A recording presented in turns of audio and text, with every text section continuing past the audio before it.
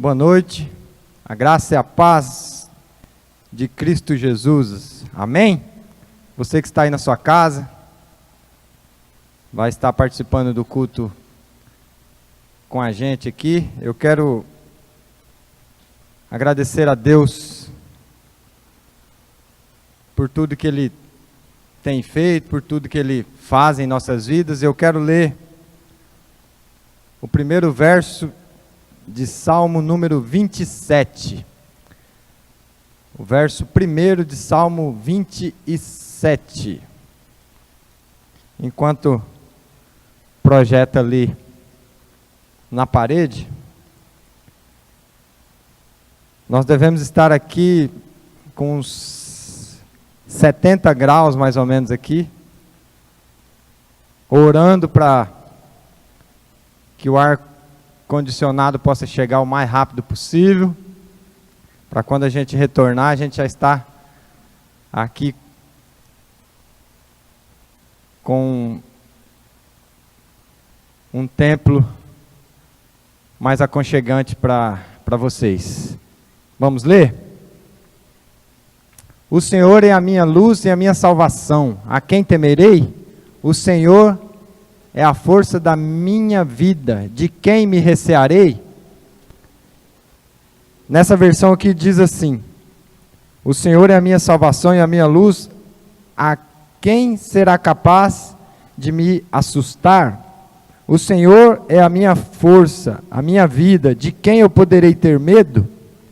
Irmãos, em tempos de crise, em tempos de pandemia, nós temos esse calor escaldante a nível nacional, e a gente tem reclamado, mas o Murilo mandou uma mensagem outro dia, e a gente sabe que o vírus ele gosta de temperaturas mais baixas, e graças ao Senhor esse calor tem feito com que o vírus tenha diminuído, tenha sido exterminado, e nós temos que louvar a Deus, porque mesmo em meio a essa onda de calor, nós temos que agradecer a Ele, porque a pandemia está chegando ao fim. Vamos orar? Senhor Deus, em nome de Jesus, nós cremos no Teu poder, cremos que o Senhor tem olhado pela nossa nação, pela nossa cidade, e o Senhor tem cuidado de nós. E nós, como filhos do Senhor, só podemos louvar e engrandecer ao nome daquele que fez os céus, a terra, e nós estamos aqui para louvar e engrandecer ao nome desse Deus poderoso. Nós estaremos continuando agora, a Lucivana e o Júlio vão tocar uma música, um hino para a gente continuar adorando e engrandecendo a esse Deus maravilhoso.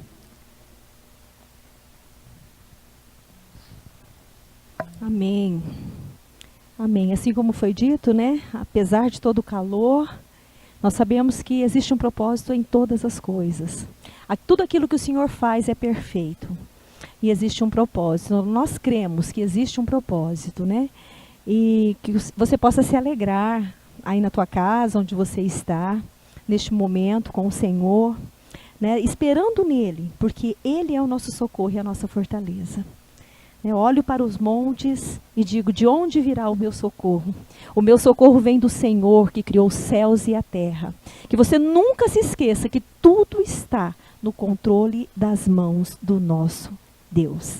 Amém? Vamos nos alegrar, vamos cantar esta canção, alegrando o nosso coração, alegrando a nossa casa, porque onde o Espírito de Deus está, ali há alegria, há esperança. Amém? Que você possa se alegrar juntamente conosco com esta canção. Nós vamos recomeçar, nos alegrar com o Senhor. Amém?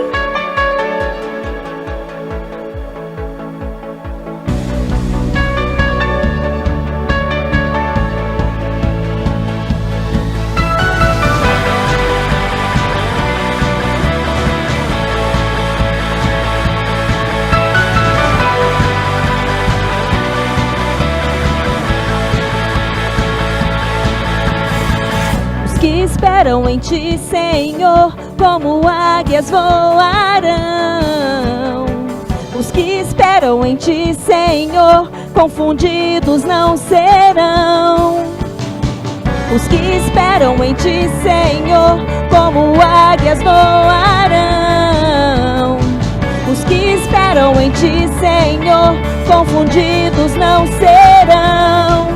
Multiplica as forças ao cansado e renova os que não têm vigor.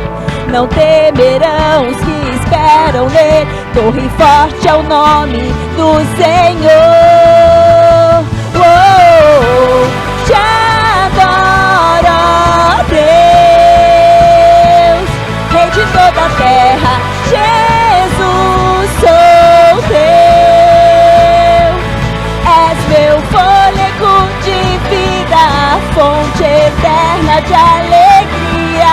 Oh, te adoro, Deus.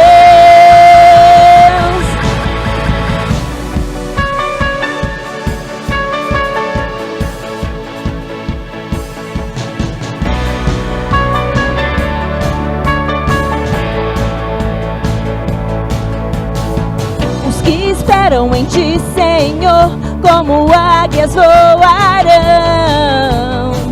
Os que esperam em ti, Senhor, confundidos não serão. Os que esperam em ti, Senhor, como águias voarão. Os que esperam em ti, Senhor, confundidos não serão. Multiplica as forças ao cansado e renova os que não têm vigor. Não temerão os que esperam nele, torre forte é o nome do Senhor. Oh, te adoro, Deus, Rei de toda a terra, Jesus, sou teu. És meu fôlego de vida, fonte eterna de alegria. Oh, te adoro, Deus. Oh, te adoro, Deus, Rei de toda a terra, Jesus, sou teu. És meu fôlego de vida, fonte eterna de alegria. Oh, te adoro, Deus.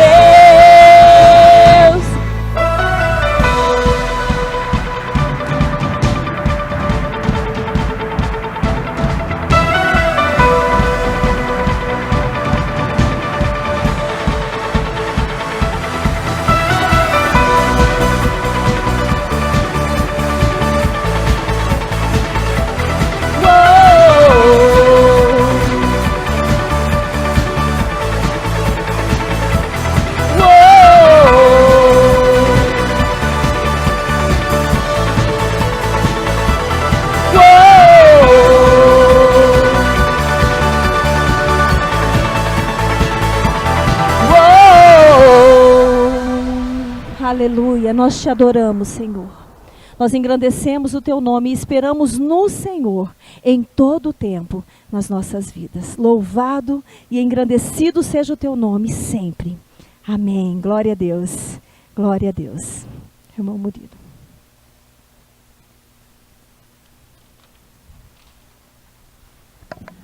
Amém. Amém. Boa noite a você. Que a graça e a paz do nosso Senhor continue contigo durante essa transmissão. Para a glória do nosso Deus, nós estamos impossibilitados, de estarmos presentes aqui no templo, mas o Senhor nos permitiu a internet para que possamos estar fazendo a nossa transmissão. Amém?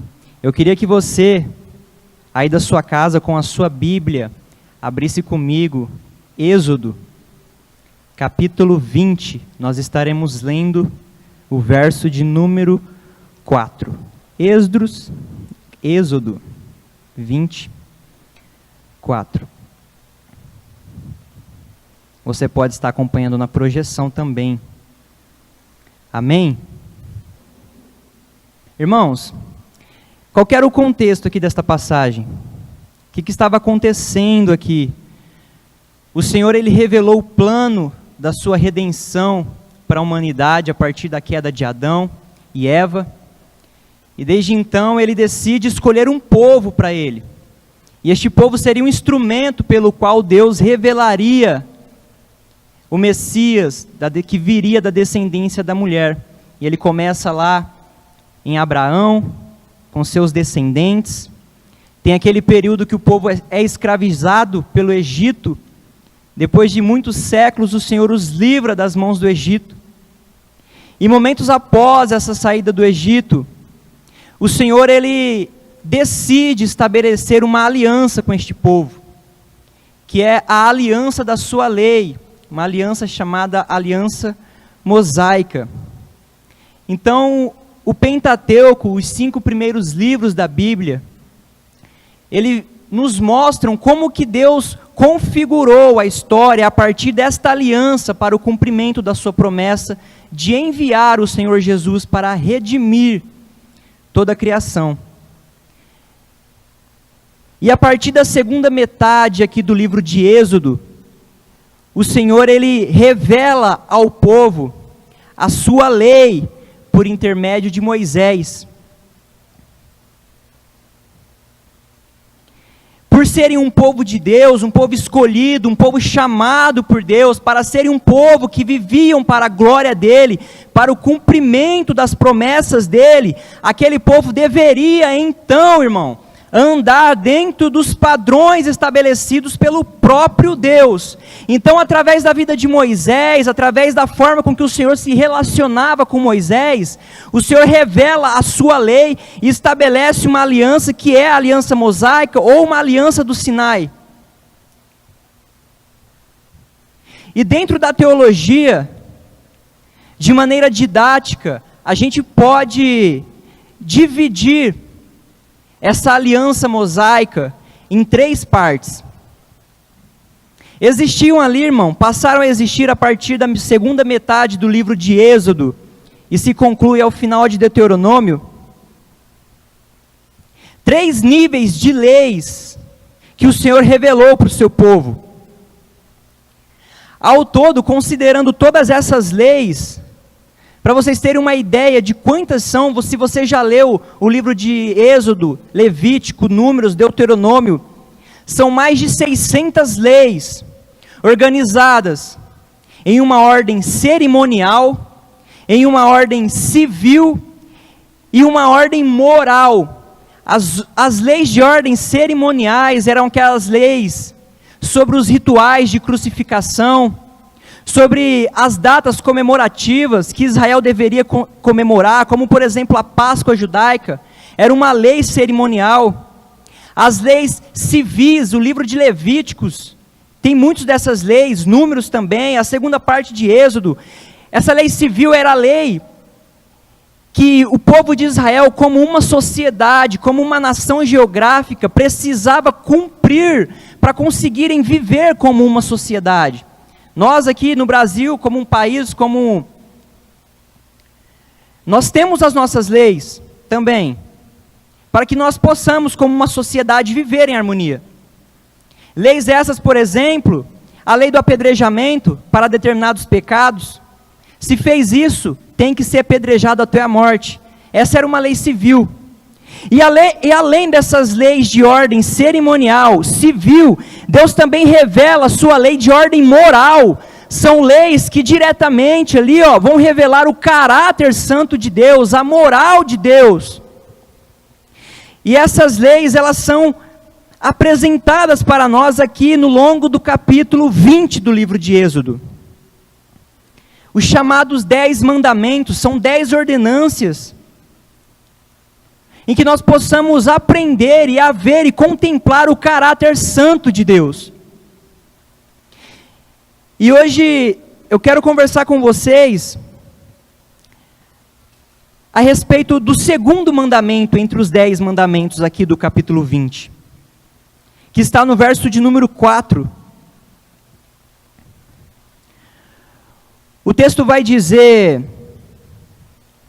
não farás para ti imagem de escultura, nem alguma semelhança do que há em cima nos céus, e nem debaixo na terra, nem nas águas debaixo da terra. Irmãos, qual que é a importância de nós compreendermos a maneira com que Deus se revelou para o seu povo através dessas leis? Qual que é a importância de nós compreendermos a relação dessas leis morais, civis e cerimoniais, à luz do Novo Testamento, à luz da pessoa de Jesus Cristo? Nós precisamos entender que Jesus ele veio em cumprimento das leis, e também para que as leis fossem cumpridas na pessoa de Jesus. Nós temos, por exemplo, as leis cerimoniais. Um dos sacrifícios que o povo precisava oferecer era o holocausto. O holocausto exigia que o cordeiro, lá que o animal, fosse sacrificado inteiro, sem que nenhum de seus ossos fossem quebrados. E Jesus, quando vem, quando é levado ao madeiro e é sacrificado, os textos narram que nenhum de seus ossos foram quebrados. É o cumprimento da lei do holocausto, que era uma lei cerimonial, que agora se cumpriu na pessoa de Jesus. Através dessa lei do holocausto, Jesus ele se faz o sacrifício. Como a Páscoa, por exemplo, a celebração da Páscoa judaica exigia o sacrifício de um cordeiro, e é por isso que no Novo Testamento, Jesus é o Cordeiro de Deus, que tira o pecado do mundo. Assim como no Velho Testamento o povo saiu do Egito, hoje nós saímos da escravidão, não mais do Egito, mas do mundo, por intermédio do Cordeiro que foi sacrificado.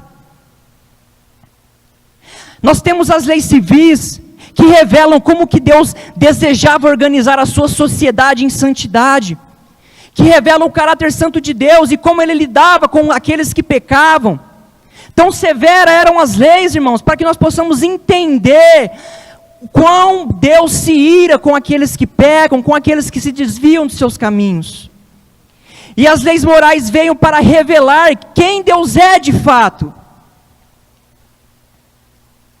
E Deus vem para revelar para o povo dizendo assim: olha, o segundo mandamento entre os 10 que eu revelarei para vocês: não façam imagem e nem escultura do que há no céu, na terra, nem nas águas. Não façam isso. Irmãos, e como que esta mensagem, este mandamento moral aqui, relatado em Êxodo 20, como que ele se aplica para nós que vivemos agora, a partir da nova aliança em Jesus? Por que que Deus viu a necessidade de dar este mandamento aqui no verso 4 para aquele povo? Porque o Senhor conhecia o coração daquele povo. Quando nós vamos ler a cultura egípcia da Idade Antiga, a gente vê que os principais deuses daquele povo eram representações de bois e de touros. A gente vê que os ídolos de Canaã, por exemplo, irmão, eram representações de animais, de criaturas. Então, dar ordens àquele povo para que eles não construíssem nenhum tipo de imagem, nenhum tipo de escultura, era livrando aquele povo de caírem na idolatria. Porque quando eles chegassem na terra de Canaã, eles iriam se deparar com povos idólatras, de representações de seres vivos, de criaturas. Então Deus ele restringe aqui: olha, não façam, porque se vocês fizerem, vocês idolatrarão, me deixarão de lado, começará a preencher o coração de vocês com aquilo que não é a verdade, com aquilo que a minha lei não diz. Essas são as relações das leis, de ordem moral, civil, cerimonial. Alguns dizem que realmente o Pentateuco traz essa divisão. Outros dizem que é apenas uma divisão didática. Mas independente de como nós vamos entender, de como nós vamos lidar com a configuração dessas leis mosaicas, nós precisamos compreendê-la à luz do testemunho da pessoa de Jesus Cristo. Porque Jesus ele não veio em cumprimento da lei pela letra, mas é por meio do Espírito Santo de Deus que estava nele. Abra sua Bíblia comigo em 2 Coríntios. 2 Coríntios capítulo 3, verso de 4 ao 6.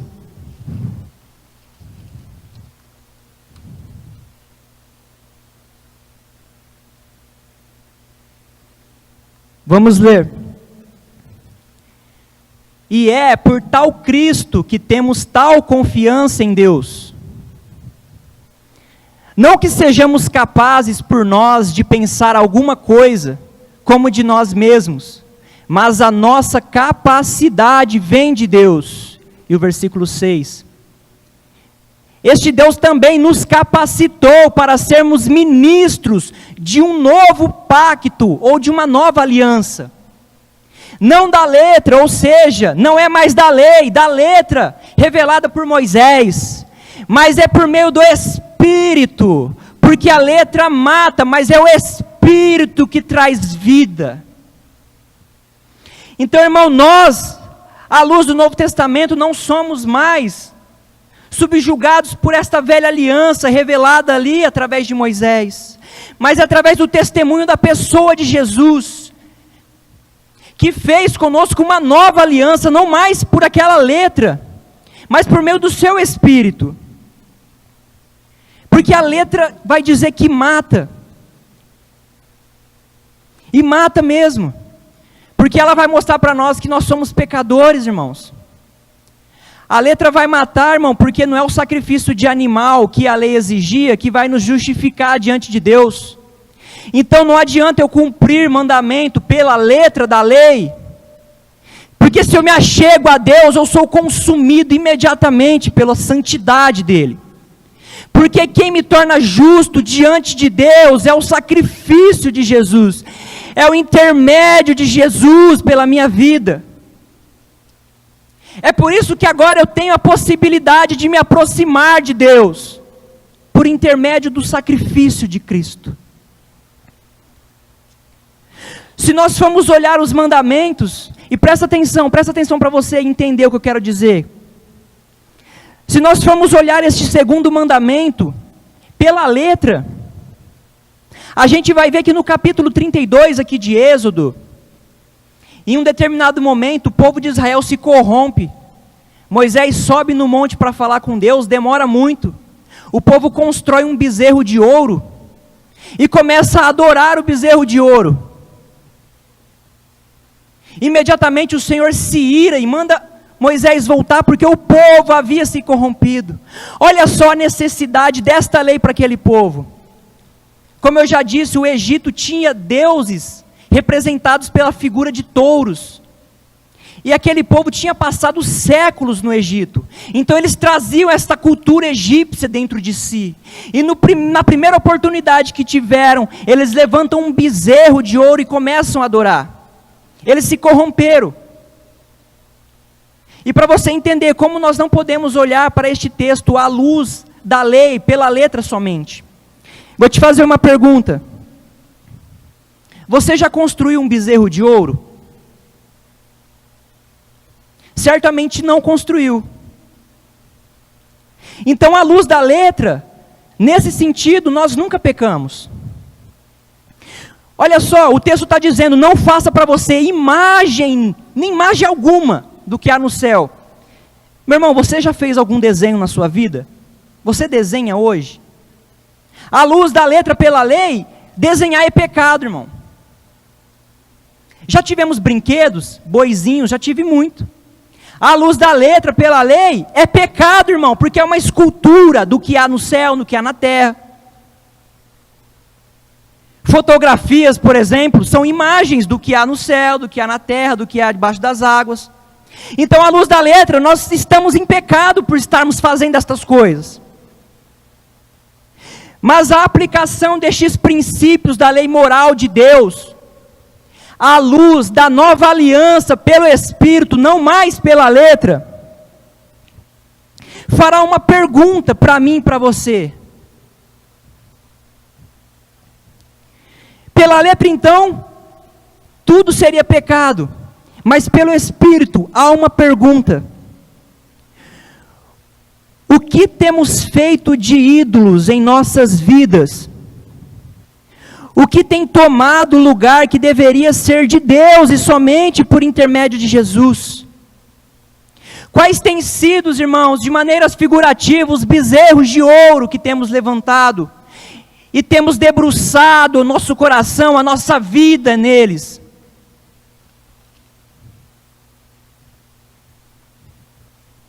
Onde nós temos, irmão, depositado a nossa fé, onde nós temos depositado a nossa esperança. E aqui eu quero trazer alguns exemplos que infelizmente nós ainda insistimos em ter como ídolos em nossas vidas, em depositar o nosso coração. O primeiro exemplo que eu quero trazer é a questão política. Os políticos, as pessoas. Quantos de nós não temos depositado a nossa esperança num candidato político? Quantos de nós temos depositado a nossa fé em promessas de campanha eleitoral, em um candidato A, num candidato B, numa ideologia, num modelo econômico? Quantos de nós, irmãos, principalmente agora neste tempo de pandemia, ano de eleição, o medo tem nos atrapalhado no nosso íntimo com Deus, no nosso relacionamento pessoal de conhecimento nele. Outro ídolo que temos feito em nossas vidas são as filosofias deste mundo, as ideologias, as causas, as bandeiras que têm se levantado por aí afora. Todo dia tem uma coisa nova. Todo dia, irmão, tem um conceito novo que você tem que aprender. Todo dia é uma causa, todo dia é um negócio. Estamos deixando, irmão, de ter o nosso foco na palavra de Deus, na pessoa de Jesus Cristo. Estamos deixando de honrar, de dar glória somente ao nosso Deus, por coisas que são vãs. Um outro ídolo que temos feito neste tempo são animais. E eu quero estender esse conceito para a criação, para as criaturas que Deus criou. Quantos de nós, irmãos, não estamos depositando a nossa vida nisso? Quantos de nós não depositamos a nossa esperança no animal de estimação? Ah, é bobeira. Não, irmão, não é bobeira. Olhe com sinceridade no panorama hoje, nos relacionamentos familiares. Observe com sinceridade, irmão, o que tem representado um animal doméstico dentro daquela família. Animais sendo tratados como os filhos. Eu tenho um gato, irmão, e deixa eu te dizer uma coisa. É de responsabilidade cristã zelar pelas criaturas, zelar pelo meio ambiente. Porque nós, como cristãos, cremos num Deus que criou todas as coisas. Então nós, cristãos, zelamos por aquilo que o Senhor criou. Mas nós não podemos, irmãos, como eu já disse, depositar a nossa fé nestas coisas. Não podemos depositar o nosso coração, os nossos sentimentos. Eu tenho um gatinho lá em casa, gosto muito dele, cuido dele. Às vezes ele fica doentinho, leva no veterinário. A gente procura comprar uma ração boa também, até porque eu peguei para cuidar. Eu tenho essa responsabilidade. Mas eu não posso deixar, meu irmão, a minha vida de lado em detrimento daquele animal. Eu não posso, meu irmão, entregar a minha vida por ele. Eu não posso, irmão, em um momento em que ele não estiver muito bem, não conseguir dormir à noite de tanta preocupação. Um outro ídolo que temos feito neste tempo são os nossos sentimentos, o nosso humor. A gente acha que o nosso relacionamento com Deus depende do como a gente está hoje. Eu não estou bem hoje, não vou orar não. Estou cansado, trabalhei o dia todo, não vou orar não, porque amanhã eu acordo mais cedo, oro. Irmão, isso é idolatria de si mesmo. É idolatria de si mesmo. Deixar ser domado por aquilo que sentimos. Esse narcisismo. Um outro ídolo que temos feito são as riquezas materiais deste mundo, dinheiro, as nossas conquistas, as nossas medalhas, os nossos objetivos, sonhos de vida, trabalhos. Quantos de nós não temos nos entregado 100%, como se essas coisas pudessem realmente nos preencher? Estamos atrás de status, de redes sociais. Não temos tempo com o nosso relacionamento com Deus. Estamos idolatrando. O problema, meu irmão, é que na história da igreja, a gente aprendeu que a idolatria da igreja católica era errada. Porque o texto aqui está dizendo, não faça imagem, escultura do que há no céu, e a gente acha que é só a imagem de santo que não pode. Não, irmão, a luz da aliança pelo Espírito de Deus, isso é aplicado à nossa vida hoje. E eu digo, irmão, que muito mais tem sido a idolatria por coisas ideais, por questões da alma, do que por questões materiais.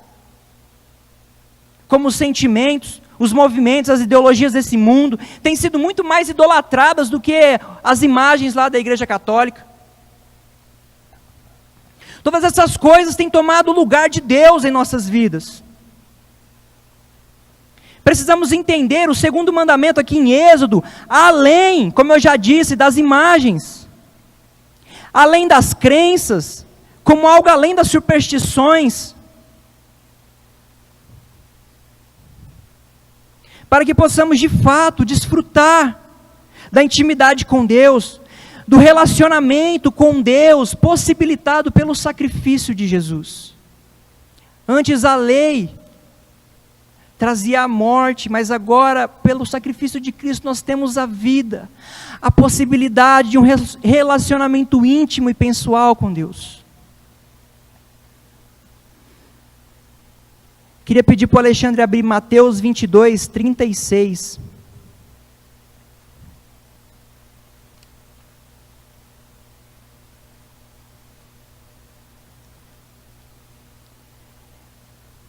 Irmãos, e não se trata de leis, não se trata de proibições, mas se trata de relacionamento, de conhecimento de Deus, ainda que nós precisemos tomar atitudes radicais. O mandamento para Deus, para aquele povo lá no deserto, foi um mandamento radical. Deus sabia, olha, aquele povo veio do Egito, uma cultura idólatra. Se eles fizerem escultura, eles vão idolatrar, então não é para fazer.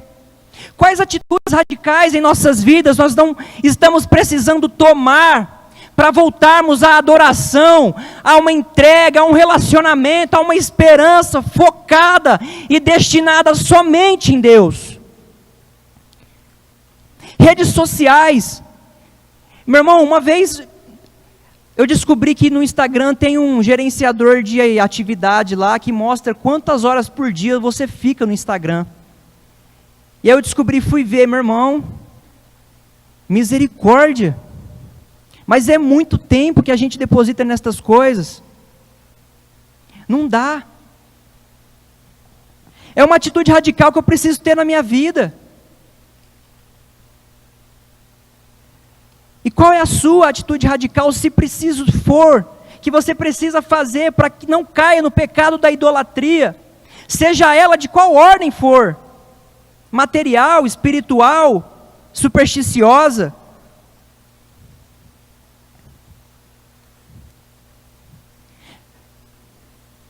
Veja bem, em dado momento do Evangelho de Mateus, perguntaram para Jesus: Mestre, qual é o grande mandamento na lei? Verso 37. Jesus respondeu: amarás ao Senhor teu Deus de todo o seu coração, de toda a tua alma e de todo o teu entendimento. Aleluia. Em outras palavras, é com tudo que você sente, com tudo que você tem e com tudo aquilo que você é. Você precisa me amar com todas as suas forças. Não há outro Deus, não há medos, não há preocupações, não há sentimentos ruins, não há criaturas, não há modelos políticos que tomem o lugar de Deus na minha vida. Amém. Eu queria encerrar aqui. queria que nós pudéssemos, né? Você aí na sua casa, nós vamos fazer uma oração de gratidão a Deus, pela sua palavra revelada a nós, porque é tão maravilhoso, nós irmãos, nós sabemos a respeito de tudo que aconteceu, de tudo que acontece, de tudo que está por vir. É maravilhoso saber o final de todas as coisas, saber que o Senhor já venceu por nós. Como não amar acima de todas as coisas a este Deus que nos revelou todas as coisas dentro da sua vontade. Feche seus olhos. Amado Deus, eu Murilo, nós, tua igreja, Pai, te agradecemos pela tua palavra, pelo teu amor, pelo teu cuidado. Nós pedimos a direção do teu Espírito Santo para que possamos viver, Deus, aquilo que o Senhor deseja para nós, à luz da nova aliança em Jesus Cristo. Nos ensine, Pai, a não vivermos a letra pela lei, até porque o cumprimento da lei não nos justifica, Senhor. Mas nos ensine a viver em cumprimento, Pai, as tuas vontades a partir do sacrifício do teu Filho Jesus. Essa oração que nós fazemos, gratos a Ti mais uma vez, por tudo aquilo que o Senhor tem feito em nossas vidas, e por tudo aquilo que nós sabemos que o Senhor vai fazer. Nos ajude, Espírito Santo, nesta caminhada de adoração, honra e glória somente ao Senhor. Esta oração que nós fazemos como a Tua igreja, na autoridade que há no nome de Jesus. Amém. Amém. E Deus te abençoe.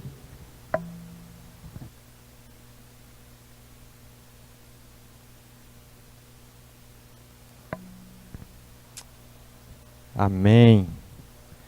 Amém, amém, amém, amém.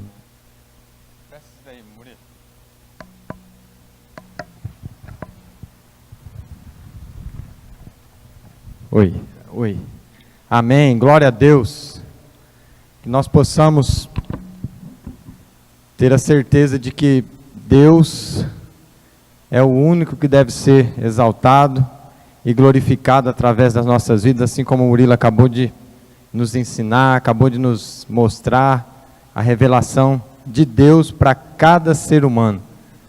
Ter a certeza de que Ele é o único Deus, merecedor de toda honra, toda glória e todo louvor. Amanhã pela manhã, às 10 horas, nós estaremos dando continuidade ao estudo da EBD, e nós estaremos colocando amanhã de manhã o link para que a gente possa participar. Tem sido uma bênção, Deus tem nos revelado e nos mostrado como caminhar cada dia através dessas lições.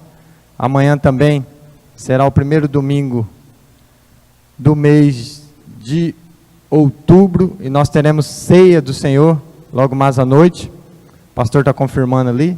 Nós teremos ceia. Não esqueçam, o culto às 18 horas. Às 18 horas, o culto. Então, que você possa se sentir abençoado por essa palavra, e que o Espírito Santo possa revelar aquilo que nós não conseguimos levar ao seu coração, mas o Espírito tem o poder de fazer isso, e nós cremos nesse poder.